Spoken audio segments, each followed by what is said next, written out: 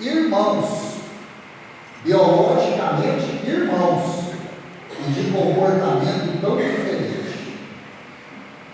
Os pais são os mesmos, o pai sempre foi aquele ali, a mãe sempre foi aquela, eles são irmãos, nasceram do mesmo ventre, mas têm comportamentos completamente opostos. Você só vai encontrar explicação de doutrina, né?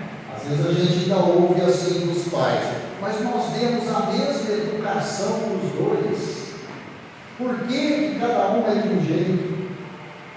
Muito simples, porque cada um nasceu com um espírito de um jeito. E ele vem trazendo isso, sabe-se lá há quantas existências. Você só vai encontrar essa explicação dentro da doutrina espírita. Não vai encontrar em outro lugar. Né? 314. Aquele que deu começo a trabalhos de vulto com um fim útil, e que os vê interrompidos pela morte, lamenta no outro mundo tê-los deixado por acabar. Então vamos supor que o indivíduo, durante a sua existência, ele iniciou um trabalho muito importante, mas não concluiu esse trabalho, ele morreu. O trabalho ficou incompleto em termos do trabalho dele, do serviço dele. Então está perguntando isso, né? Ele vai lamentar quando ele chegar no plano espiritual: no meu tempo eu tenho que terminar meu serviço, eu estava fazendo uma obra tão boa e não deu tempo de eu concluir, eu encerrei a minha existência. Será que ele vai lamentar? Vamos ver a resposta. Não, ele não vai lamentar, porque vê que outros estão destinados a concluí-los. Outros estão destinados a concluir aquele trabalho. Ele começou, mas não deu tempo de terminar, e isso já estava pré-definido, inclusive por ele mesmo. Mas tem o outro na sequência, que também já está pré-definido, que vai assumir o serviço e dar continuidade. E talvez pode acontecer até desse outro também não concluir. Não sei que tamanho é o serviço, mas sempre terá alguém para dar continuidade, né? Trata, ao contrário, de influenciar outros espíritos humanos para que os cultivem. Seu objetivo na Terra era o bem da humanidade. O mesmo objetivo continua a ter no mundo dos espíritos. Então, aquele que é verdadeiramente devotado a uma causa nobre,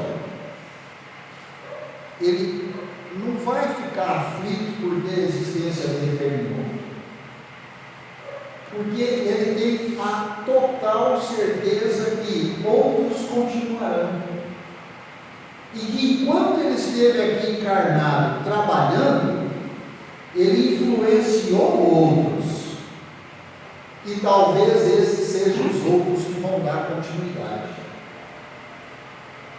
O que aconteceu e acontece Nessa casa, exatamente.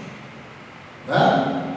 Nós temos aqui, quantos aqui conheceram, por exemplo, o Sodalvo? Quantos? Acho que muitos, né? Quase todos aqui chegaram, né, a ver aqui na frente o Sodalvo. E volta e meia eu me pergunto: o que eu estou fazendo aqui? Substituir o Sodalvo. Não sei. Não sei. Tem minhas dúvidas. Né? Mas enfim, vamos que vamos, né? 315. E o que deixou trabalhos de arte ou de literatura, conserva pelas suas obras o amor que eles tinha quando vivo? Então aí já é uma pergunta mais específica. Está falando sobre aquele que deixou trabalhos no campo da arte, da literatura. Vamos supor, começou a escrever um livro e não terminou. Começou a fazer um quadro, pintar um quadro, por exemplo, e não concluiu. Veio a desencarnar antes. Muito bem, vamos ver a resposta. De acordo com a sua elevação, aprecia-as de outro ponto de vista, e não é raro condene o que maior admiração lhe causava. Ou seja, quando está encarnado, ele admira aquela obra, seja no campo literário ou no campo das artes, ou em qualquer outro campo. Ele admira muitas vezes sob a ótica de alguém que está encarnado. Mas quando ele desencarna, ele não tem influência da matéria mais. Então a capacidade dele enxergar o verdadeiro valor daquilo que ele estava fazendo é outro. O verdadeiro valor é outro. Né? Porque eu ficar olhando para um quadro e admirando esse quadro, estando encarnado, é uma coisa. Eu olhar para o mesmo quadro desencarnado, que pode vir a ter um significado completamente diferente. A matéria nos influencia muito. A matéria exerce uma influência muito grande na nossa capacidade de enxergar, de olhar, de analisar, de definir. A matéria exerce forte influência. E aí, quando a gente se livra dela, a nossa capacidade de analisar, de definir, de entender é outra, completamente diferente. Então, hoje nós vamos ficar nessas 4 perguntas, tá? Já são suficientes para a gente refletir, né? Faltam mais 4 perguntas para terminar esse tópico. Aí, quando a gente tiver outra oportunidade, aqui na frente eles terminam. E, na outra obra que a gente estuda, que é no livro Caminho, Verdade e Vida, que é uma obra psicografada, né? Ditada pelo Espírito de Emmanuel, e quem a produziu foi o Chico Xavier. Hoje nós vamos falar do capítulo 16. Endireitai o caminho. Os caminhos. Endireitai os caminhos. Aí tem um versículo de João, no capítulo 1, versículo 23, e quem proferiu esse versículo foi João Batista. É importante a gente lembrar aqui rapidamente quem foi João Batista.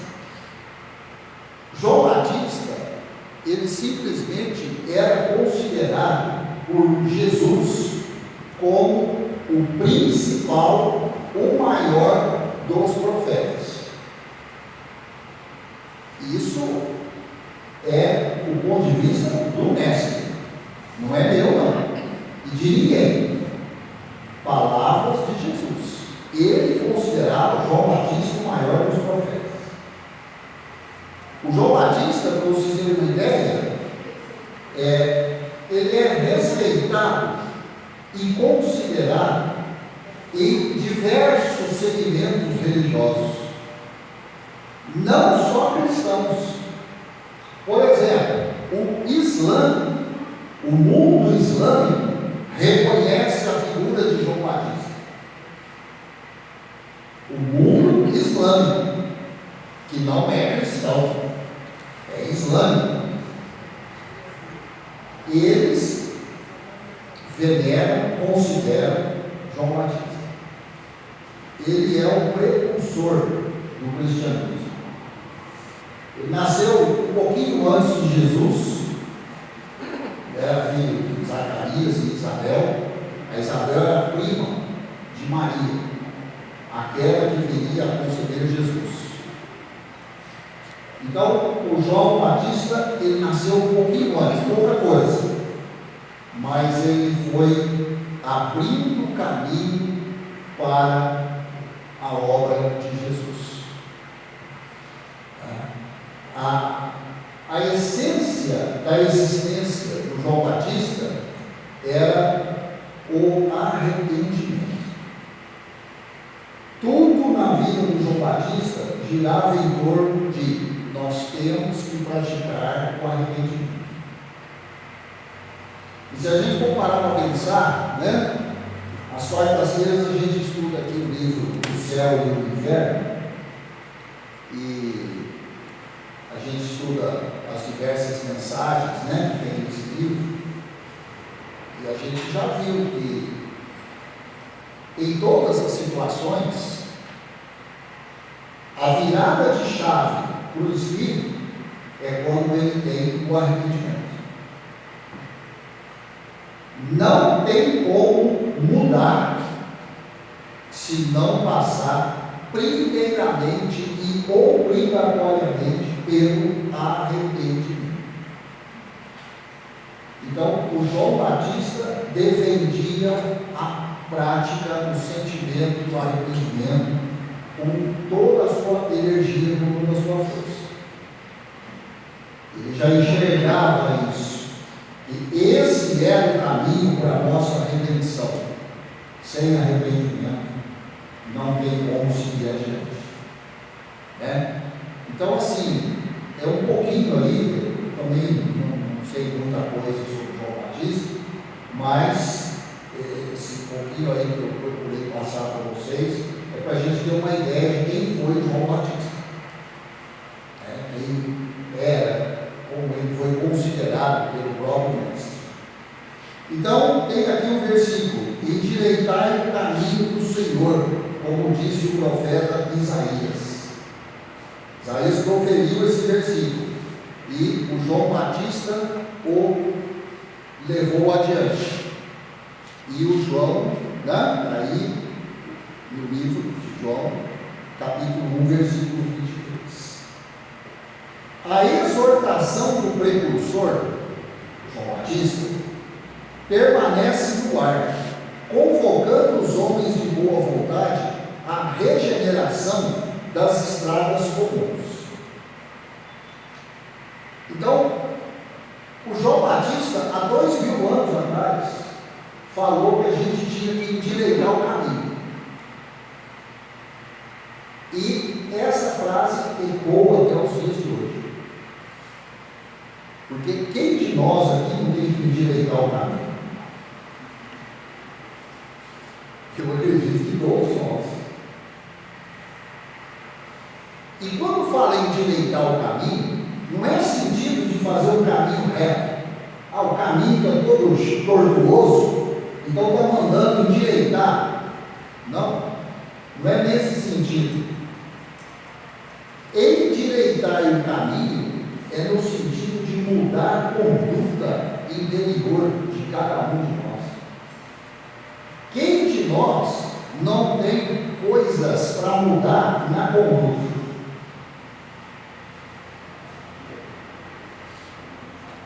Vou falar por mim só, quem sou eu vou falar de outro. Mas eu sei que eu tenho que mudar muita coisa na minha conduta, mas muita coisa. Fora o que eu tenho que mudar, e eu ainda nem enxerguei, que deve ser muito mais ainda. Muito mais. Eu talvez seja tão atrasado que eu estou enxergando só a parte pequena. Ou se diz, a parte que eu dou conta de ver. E a parte que eu não estou vendo? Que deve ser imensa. Né? Aí a gente chega naquela frase também, de vez em quando a gente fala aqui: conheça-te a ti mesmo. A gente não se conhece. Volta e meia a gente fica surpreso com a gente mesmo.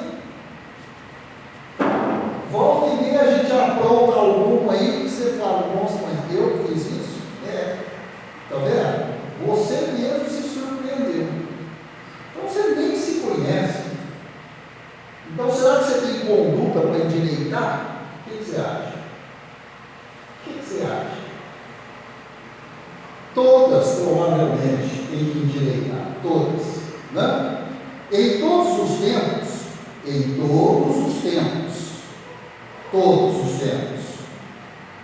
observamos criaturas que se candidatam à fé, né? Sai falando, gritando a todo mundo, não, eu acredito, eu tenho fé, eu não duvido disso, eu acredito. Tá, então todos os tempos teve isso, vai continuar tendo também. Anseiam pelos benefícios do Cristo. Todos nós ansiamos pelos benefícios do Cristo. E como ansiamos, né? Clamam pela sua paz, pela presença divina, e por vezes, após transformarem os melhores sentimentos em inquietação injusta, acabam desanimadas e vencidas. É o que muitas vezes acontece conosco. Eu estou pedindo há tanto tempo, mas não acontece. Eu estou clamando há tanto tempo, mas não obtenho uma resposta sequer. Eu já estou ficando desanimado. Eu não sei nem se eu estou acreditando mais. Quantas vezes nos pegamos duvidando da nossa fé, que a gente vive bradando aí a todo pulmão. Quantas vezes? Principalmente nos momentos mais difíceis. Aliás, quando está tudo bem, pelo menos assim que a gente acha que está tudo bem, a gente nem lembra de fé, de nada disso. Está tudo bem. Nem muito obrigado. Nem muito obrigado sai da nossa boca ou do nosso pensamento. Mas na hora do aperto, a gente tem uma lista interminável de pedidos. Uma lista sem fim. Ainda fica revoltado porque não vê nenhum dos pedidos da lista ser atendido. Pois é, mas endireitou o caminho? Não. Então, por que você quer ter pedido atendido? Essa lição aqui é muito dura. Vai reclamar depois, não. Estou só lendo. Tá? Onde está Jesus que não lhes veio ao encontro dos roubos sucessivos? Às vezes a gente pergunta: cadê Deus? Cadê Jesus? Como que não me atende? Eu estou não sei quantos anos pedindo. Em que esfera longínqua permanecerá o Senhor, distante das suas amarguras? Onde será que está esse tal de Jesus? Será que ele não está me escutando? Será que o problema é esse? Ele não está me escutando, por isso que ele não me atende? E vai por aí afora, né? Não compreendem que através de mensageiros generosos do seu amor, o Cristo se encontra em cada dia ao lado de todos os discípulos sinceros. Para de ficar querendo procurar Jesus longe. Primeiro que você não dá conta de enxergar longe. Começa por aí. Ele está do seu lado. Ele está do seu lado. Enxergamos tão pouco que não conseguimos ver. Eu não consigo ver, está do meu lado. É isso que está falando aqui. Falta-lhes dedicação ao bem de si mesmos. Aí acabou para a gente. Falta dedicação ao bem de si mesmos. Dedicação ao bem para nós mesmos. A gente não zela nem da gente. É isso mesmo. É isso mesmo. Correm ao encalço do Mestre Divino, desatentos ao conselho de João Batista: endireitai os caminhos. Então, eu podia parar de ler aqui, porque já tem muita coisa para a gente pensar até aqui. Primeiro, endireitar os caminhos. Tantos quantos você tem. Mudança de conduta. Eu acho muito difícil. Eu também acho. Não é só você que acha, não. Também acho. Às vezes tem hora que eu acho que eu não vou dar conta de endireitar caminho nenhum. Vou continuar fora da rota. Não é fácil. E ninguém falou que é fácil. Nunca foi, nem na época de Jesus era. E nem hoje. Para que alguém sinta a influência santificadora do Cristo, é preciso retificar a estrada em que tem vivido. Vou falar de novo, é no sentido figurado, não é fazer estrada reta. Não está falando que a sua estrada está tortuosa, não é isso. A estrada aqui é a nossa conduta. Retificar a nossa conduta. É aí que nós estamos pisando em falso. É na conduta. Às vezes até a estrada está reta, mas a conduta não está. Ou seja, nós temos que mudar o nosso livre-arbítrio. Ou usar melhor. Porque o que a gente tem que endireitar é as nossas escolhas, que são os nossos caminhos. Só que para isso nós temos que saber o quê?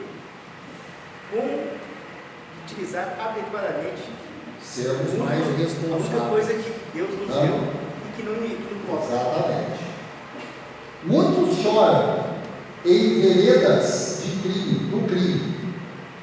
Lamentam-se nos resvaladouros do erro sistemático.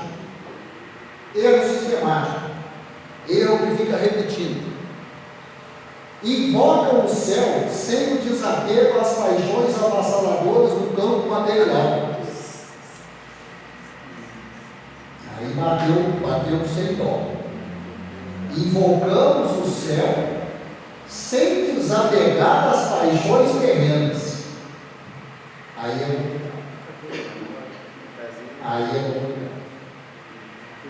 complicado. Como você acha que vai conseguir isso? É difícil, não tem jeito. Em tais condições, não é justo dirigir-se a alma ao Salvador, que aceitou a humilhação e a cruz, sem queixas de qualquer natureza. Não tem relato nenhum de Jesus fazendo queixa pelo desfecho que ele teve como homem. Nenhum momento ele se queixou. Não tem relato disso. Não.